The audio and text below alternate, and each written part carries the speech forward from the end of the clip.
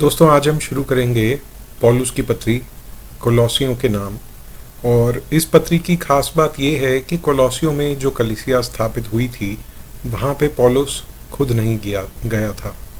मतलब ज़्यादातर क्या होता था, पौलुस कहीं जाता था, वहाँ यहूदियों को सुसमाचार बताता था और फिर कुछ लोग विश्वासी वहाँ पे मिल जाते थे तो उन लोगों की एक पौलुस वहाँ पे कलीसिया स्थापित कर देता था। लेकिन जो कोलोसाई की कलीसिया थी वो ऐसी कलीसिया थी जो पौलुस ने खुद स्थापित नहीं करी, पर पौलुस के साथ एक सहकर्मी था इपैफ्रस नाम से एफेसस में। और एफेसस से इपैफ्रस ने कोलोसाई में आकर यहाँ पे उसने कुछ लोगों को कुछ लोगों को सुसमाचार बताया और उन लोगों ने विश्वास किया। अन्य जाति थे, वो यहूदी नहीं थे, और उनके द्वारा यहाँ की कलीसिया स्थापित हुई। पौलुस ने ये कलीसिया खुद स्थापित नहीं करी थी। ये एक अलग बात है कोलोसियों की पत्री के बारे में। और जो कोलोसियों की कलीसिया थी वहाँ पे कोलोसियों एक, जिसे इंग्लिश में मेट्रोपॉलिटन बोलते हैं, उस टाइप का शहर था।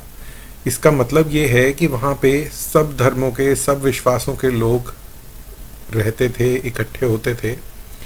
तो यहाँ पे समस्या ये आती थी कि कुछ लोग जो दूसरे धर्मों से, अलग अलग विचारधाराओं से जब विश्वास में आए तो उन्होंने इस बात पे तो विश्वास कर लिया कि हाँ, प्रभु यीशु मसीह ने हमारे पापों के लिए अपने प्राण दिए और उन पे विश्वास करने के द्वारा हमें उद्धार मिलता है। लेकिन कुछ और बातों को, जिनको वो पहले मानते थे, उन बातों को वो अभी भी मानते थे। जैसे कि किस प्रकार का खाना खाना है, नहीं खाना, कोई दिन पवित्र है, कोई दिन पवित्र नहीं है। तो ये जो कुछ रीति रिवाज और विधियां थी जो उनके पुराने धर्म से निकली हुई थी, उनको वो अभी भी मानते थे। और इस बात को एड्रेस करने के लिए वो पौलुस ये पत्री लिखता है। एक जो कॉमन प्रॉब्लम थी जो सब कलीसियाओं में थी कि वो कुछ लोग बोल देते थे कि तुम्हें अब खतना कराने की ज़रूरत है, तो उसके बारे में भी यहाँ पे पौलुस बोलता है कि नहीं, खतना कराने की ज़रूरत नहीं है। जैसे पिछली 2-3 पत्रियाँ हमने देखी पौलुस ने रोम में बंदी रहते हुए, वैसे ही ये पत्री भी पौलुस ने रोम में बंदी रहते हुए लिखी थी। और जब पौलुस रोम से ये पत्री कोलोसाई में भेजता है पढ़े जाने के लिए, तो वो जिस व्यक्ति के साथ भेजता है उसके साथ ओनेसिमस भी था। ओनेसिमस वो स्लेव था, एक नौकर था, बंदी था, जिसके बारे में फाइलीमन की पुस्तक लिखी गई है। फाइलीमन उसका मालिक था और ओनेसिमस जो था वो नौकर था। तो जिस व्यक्ति के हाथ ये भेजता है पौलुस, उसके साथ ओनेसिमस भी था। यहाँ पे उसका नाम दिया हुआ है, इसको हम देखते हैं।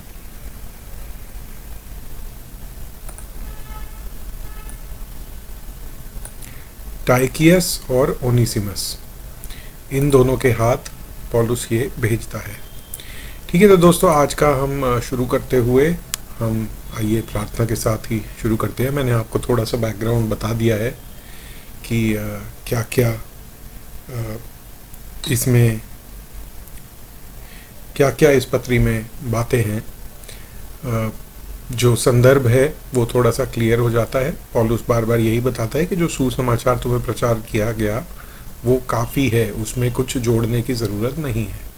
और जैसा कि हम जानते हैं कि आज भी ये समस्या, सबसे बड़ी समस्या एक कलीसिया जो झेल सकती है, जो समस्या कलीसिया के ऊपर आ सकती है, वो यही है। सताव की कोई इतनी दिक्कत नहीं है। प्रॉब्लम वहाँ आती है जहाँ कुछ लोग जो कि विश्वासी खुद को कहते हैं, वो साथ में ये बोलने लगे कि अच्छा, विश्वास तो करना है लेकिन इसके साथ ये चीज़ें भी करो जिससे कि हमारा उद्धार पक्का हो जाए। पवित्रता मसीह जीवन में विश्वास करने के बाद आती है। हम पवित्रता की ओर बढ़ते चले जाते हैं क्योंकि प्रभु ने हमें बचाया है। प्रभु हमें इसलिए नहीं बचाते कि हम पवित्र होने का या पवित्रता करने का प्रयास कर रहे हैं। ठीक है, तो कर्मों के द्वारा उद्धार नहीं है, सिर्फ अनुग्रह के द्वारा है मसीहत में। और यही चीज़ मसीहत को बाकी सब धर्मों से अलग करती है। ठीक है, तो आइए हम प्रार्थना के साथ शुरुआत करते हैं। पिता परमेश्वर, आज फिर जब हम वचन खोलते हैं, आपका पवित्र वचन है प्रभु, तो हम प्रार्थना करते हैं कि पवित्र आत्मा आप ही हमारे शिक्षक बने, आप ही हमारी अगुवाई करें, हमारे दिलों की आत्मिक आँखों को खोलें कि हम वचन को सही तरह से पढ़ने और समझने वाले हो सकें, जो बातें हम सीखते हैं उनको हम याद रखने वाले हो सकें और अपने जीवनों में अपनाने वाले और उन बातों पर चलने वाले हो सकें। ये प्रार्थना प्रभु यीशु मसीह के नाम से मांगता हूँ, आमीन। दोस्तों, पौलुस इस तरह से बोलता है, पौलुस की ओर से जो परमेश्वर की इच्छा से मसीह यीशु का प्रेरित है। हर पत्री पौलुस इसी तरह से शुरू करता है। और भाई तिमुथियुस की ओर से मसीह में उन पवित्र विश्वासी भाइयों के नाम जो कोलोसाई में रहते हैं, हमारे पिता परमेश्वर की ओर से तुम्हें अनुग्रह और शांति प्राप्त होती रहे। दोस्तों, मैं भी जब ये वीडियो बनाता हूँ ना, मैं भी यही प्रार्थना एक तरह से कर सकता हूँ जैसे मैं ये पढ़ता हूँ, कि हमारे पिता परमेश्वर की ओर से आप सबको अनुग्रह और शांति प्राप्त होती रहे। फिर पौलुस बोलता है, हम तुम्हारे लिए नित्य प्रार्थना करके अपने प्रभु यीशु मसीह के पिता अर्थात परमेश्वर का धन्यवाद करते हैं, क्योंकि हमने सुना है कि मसीह यीशु पर तुम्हारा विश्वास है और सब पवित्र लोगों से प्रेम रखते हो। उस आशा की हुई वस्तु के कारण जो तुम्हारे लिए स्वर्ग में रखी हुई है, जिसका वर्णन तुम उस सुसमाचार के सत्य वचन में सुन चुके हो, जो तुम्हारे पास पहुंचा है और जैसा जगत में भी फल लाता और बढ़ता जाता है, वैसे ही जिस दिन से तुमने उसको सुना सुसमाचार को और सच्चाई से परमेश्वर का अनुग्रह पहचाना, तुम में भी ऐसा ही करता है। उसी की शिक्षा तुमने हमारे प्रिय सहकर्मी इपैफ्रस से पाई, जो मैंने आपको बताया था कि पौलुस खुद नहीं गया था इस कलीसिया में स्थापित करने के लिए। इपैफ्रस नाम का व्यक्ति था जो कि इंस्ट्रूमेंटल था ये कलीसिया स्थापित होने में, जो हमारे लिए मसीह का विश्वास योग्य सेवक है। उसी ने तुम्हारे प्रेम को जो आत्मा में है हम पर प्रकट किया। इसलिए जिस दिन से यह सुना है, हम भी तुम्हारे लिए यह प्रार्थना करने और विनती करने से नहीं चूकते कि तुम सारे आत्मिक ज्ञान और समझ सहित परमेश्वर की इच्छा की पहचान में परिपूर्ण हो जाओ। और ये प्रेयर मैं भी करता हूँ उन बिलीवर्स के लिए जो नए विश्वासी हैं, कि आप सब आत्मिक ज्ञान और समझ सहित परमेश्वर की इच्छा को पहचानने में परिपूर्ण हो जाए, ताकि तुम्हारा चाल चलन प्रभु के योग्य हो। और ये प्रभु की इच्छा जानना इसलिए नहीं कि हम अमीर हो जाएं और हम हेल्दी रहें और हम और ज़्यादा ब्लेस्ड हो जाएं।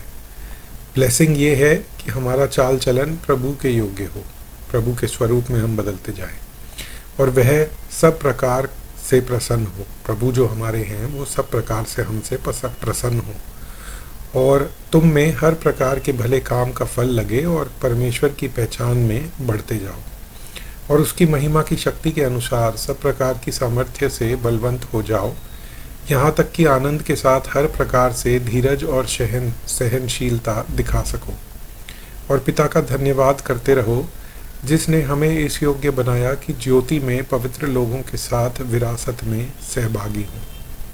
उसी ने हमें अंधकार के वश से छुड़ाकर अपने प्रिय पुत्र के राज्य में प्रवेश कराया, जिसमें हम छुटकारा अर्थात पापों की क्षमा प्राप्त होती है, जिसमें हमें छुटकारा और पापों की क्षमा प्राप्त होती है।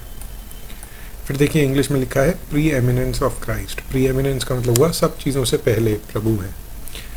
पुत्र तो अदृश्य परमेश्वर का प्रतिरूप और सारी सृष्टि में पहलौठा है। ये जो वर्स है ना, अदृश्य परमेश्वर का प्रतिरूप, बहुत अच्छा वर्स है। इसको हमेशा याद रखिए, खासकर जब आप जैसे मुस्लिम भाइयों से बात करते हैं ना, तो ये वचन खासा लाभदायक रहता है। हाँ, तो देखिए यहाँ पे इंग्लिश में लिखा है, who is the image of the invisible God, the first born of every creature. एक ट्रांसलेशन में है, who is the express image of the invisible God. जो परमेश्वर हैं, जो निराकार हैं, उनको हम कैसे पहचानते हैं? प्रभु यीशु के रूप में पहचानते हैं। तो वो प्रतिरूप हैं परमेश्वर का और सारी सृष्टि में पहलौठे हैं, क्योंकि उन्हीं में सारी वस्तुओं की सृष्टि हुई और स्वर्ग की हो या पृथ्वी की, देखी या अनदेखी, क्या सिंहासन, क्या प्रभुताएं, क्या प्रधानताएं, क्या अधिकार, सारी वस्तुएं उन्हीं के द्वारा और उन्हीं के लिए सृजी गई हैं। प्रभु यीशु मसीह के द्वारा और प्रभु यीशु मसीह के लिए ही सृजी गई हैं। ये भी बहुत इम्पॉर्टेंट है, क्योंकि इसमें भी हमें ट्रिनिटी जो हम मानते हैं त्रिएक परमेश्वर को, उनका हमें यहाँ पे जिक्र और सबूत मिलता है कि प्रभु यीशु मसीह, पिता, पुत्र और पवित्र आत्मा ये आदि से अंत तक साथ थे और एक ही परमेश्वर हैं, और वही सब वस्तुओं में प्रथम है और सब वस्तुएं उसी में स्थिर रहती हैं। वही देह अर्थात कलीसिया का सिर है, वही आदि है और मरे हुओं में से जी उठने वालों में पहलौठा की सब बातों में वही प्रधान ठहरे, क्योंकि पिता की प्रसन्नता इसी में है कि उसमें सारी परिपूर्णता वास करे, और उसके क्रूस पर बहे लहू के द्वारा मेल मिलाप करके सब वस्तुओं को उसी के द्वारा से अपने साथ मेल कर ले, चाहे वे पृथ्वी पर की हों चाहे स्वर्ग की। तो पिता को ये बहाया कि प्रभु यीशु मसीह के लहू के द्वारा, जो हम परमेश्वर के दुश्मन थे अपने पापों की वजह से, हमारा प्रभु से वापस मेल मिलाप हुआ है। तुम जो पहले पराए थे और बुरे कामों के कारण मन से बैरी थे, उसने अब उसकी शारीरिक देह में मृत्यु के द्वारा तुम्हारा भी मेल कर लिया, ताकि तुम्हें अपने सन्मुख पवित्र और निष्कलंक और निर्दोष बनाकर उपस्थित करे, यदि तुम विश्वास की नींव पर दृढ़ बने रहो। अब देखिए, यहाँ पे भी पौलुस बोलता है कि प्रभु ये चाहते हैं कि तुम्हें पवित्र, निष्कलंक और निर्दोष बनाकर अपने सामने उपस्थित करें। प्रभु यीशु मसीह की जो देह में मृत्यु हुई उसके द्वारा, यदि तुम उसके विश्वास में बने रहते हो, उसके विश्वास की नींव पर दृढ़ बने रहते हो, और उस सुसमाचार की आशा को जिसे तुमने सुना है छोड़ते नहीं हो, जिसका प्रचार आकाश के नीचे की सारी सृष्टि में किया गया, और जिसका मैं पौलुस सेवक बना। ठीक है, फिर पौलुस बोलता है, अब मैं उन दुखों के कारण आनंद करता हूँ जो तुम्हारे लिए उठाता हूँ, और मसीह के कलेशों की घटी उसकी देह के लिए अर्थात कलीसिया के लिए अपने शरीर में पूरी किए देता हूँ, जिसका मैं परमेश्वर के उस प्रबंध के अनुसार सेवक बना जो तुम्हारे लिए मुझे सौंपा गया, ताकि मैं परमेश्वर के वचन को पूरा प्रचार करूँ। The whole word of God, to fulfil the word of God. ठीक है, तो पूरा प्रचार पौलुस करता था, अर्थात उस भेद को जो समयों और पीढ़ियों से गुप्त रहा कि पापी मनुष्य पवित्र परमेश्वर तक कैसे पहुंच सके, परंतु अब उसके उन पवित्र लोगों पर प्रकट हुआ है। पवित्र लोग जो प्रभु यीशु मसीह में विश्वास के द्वारा ही पवित्र ठहरे हैं, जिन पर परमेश्वर ने प्रकट करना चाहा कि उन्हें ज्ञात हो कि अन्य जातियों में उस भेद की महिमा का मूल्य क्या है, और वह यह है कि मसीह जो महिमा की